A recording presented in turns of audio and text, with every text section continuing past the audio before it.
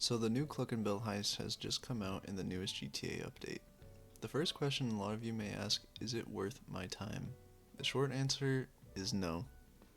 Long answer is maybe. Let me explain. Starting with the most important, money. The payout for the new heist is $500,000 and $50,000 for your associates that help you during the heist. Difficulty settings do not change the payout for the new heist, so doing this on easy is the best option. Now another important thing, time. The total time for this heist from setup to finale is about an hour to 45 minutes. This means that this setup isn't very short, especially with how the missions are made. Many missions make the player travel from Los Santos to Paleto Bay and many other locations to drag out the mission time.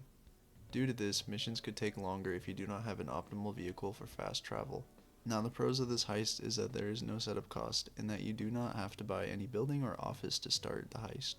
So this means that this heist is mainly for those who cannot afford to buy better paying missions, like the arcade or the submarine. So in my opinion, the new Cluckin heist raid isn't worth it if you already have an arcade or a submarine. This being said, if you have any other opinions on the new heist, I would like to hear them down in the comments, and I would like to thank you for watching this video.